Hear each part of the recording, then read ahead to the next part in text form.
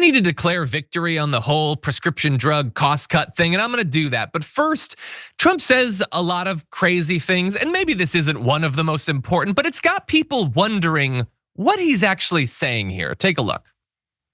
A friend of mine who's a businessman, very, very, very top guy. Most of you would have heard of him. A highly neurotic, brilliant businessman, seriously overweight, and he takes the fat shot drug. And he called me up and he said, President, he calls me, he used to call me Donald, now he calls me President, so that's nice respect. But he's a rough guy, smart guy, very successful, very rich. I wouldn't even know how we would know this, but because he's got comments. President, could I ask you a question? What? I'm in London and I just paid for this damn fat drug I take. I said, it's not working. He said, I just paid $88. And in New York, I pay $1,300. What the hell is going on?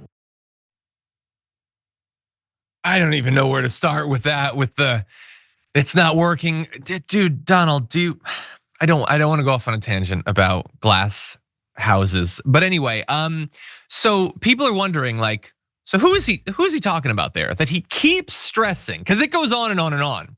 He's a very top businessman, very, very rich, rough guy. He calls him neurotic. Is he talking about Elon Musk there? That wasn't, I didn't come away from that video when I first saw it thinking that, but a lot of people are speculating on Twitter of all places where Elon's likely to see it, that that's who he's talking about. And you might think, well, why would he do that? But he loves roasting people. And it's such a strange tangent to go on. And Elon Musk, by the way, he has said that he takes Ozempic or an Ozempic-like thing. So we know that he's on it. He does travel a lot. He's a tap businessman or whatever. So is that who he's talking about? Well, we don't know for sure.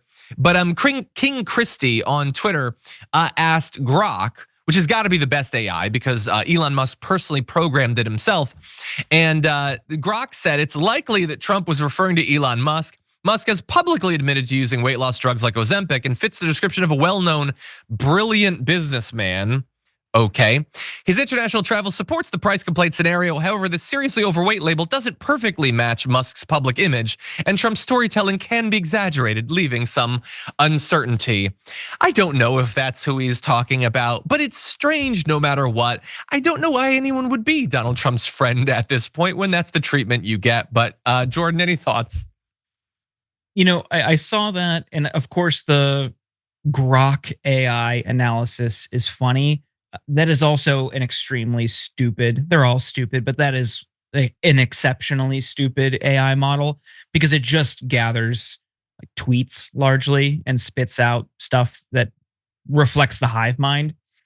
Look, it's funny. It's especially funny if it was Elon, but the thing that makes me think it wasn't is he's talking about getting it in New York, and Elon really doesn't spend much time there as far as we know.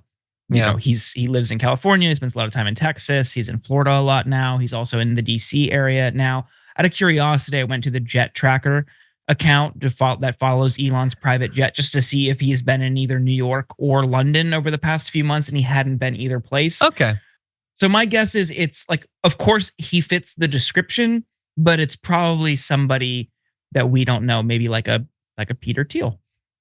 Oh, interesting. Allegedly. And also, by the way, it doesn't matter. There's nothing wrong with taking Ozempic or whatever. To me, it's that this is the only interaction Donald Trump has with the cost of prescription drugs is a billionaire, I guess, who's flying abroad to get Ozempic. Like, aren't you supposed to be a man of the people?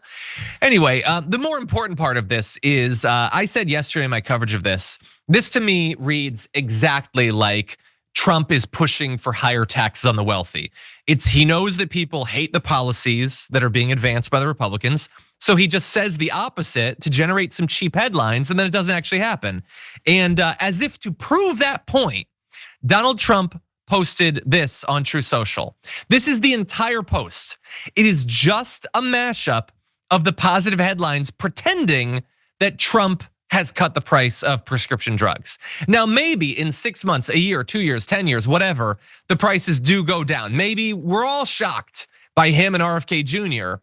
But more likely, he got a news cycle that makes him look like a populist, like a man of the people. He didn't really have to do anything. And again, pharma stocks went up after this announcement. It doesn't seem like a big danger to them.